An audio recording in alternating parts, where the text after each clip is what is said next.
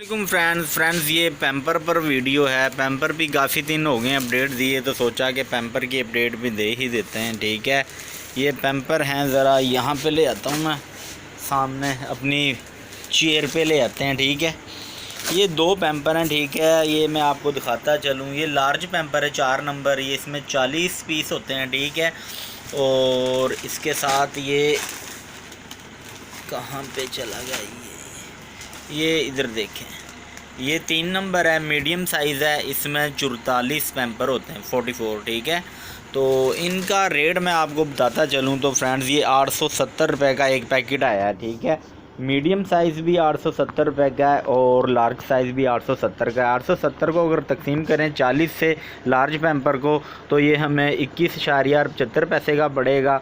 और अगर हम मीडियम साइज़ को 44 से तकसीम करें 870 को, अगर हम 44 से, तो मीडियम साइज़ का पैम्पर हमें 19.77 रुपये का पड़ेगा। तो आगे सेल आप लोगों की मर्ज़ी है, 25 रुपये का भी ये सेल हो रहा है, 25 का ही हम सेल कर रहे हैं। तो बाकी अब तक की यही अपडेट है, और भी ऐसी अपडेट्स के लिए हमारे चैनल को सब्सक्राइब कर लें और इसके साथ जो बेल का आइकन है इसको भी लाजमी क्लिक करें, ताकि मैं जैसे ही कोई न्यू अपडेट दूँ तो उसका नोटिफिकेशन आप लोगों को मिल जाए। Thanks for watching. अल्लाह हाफिज़।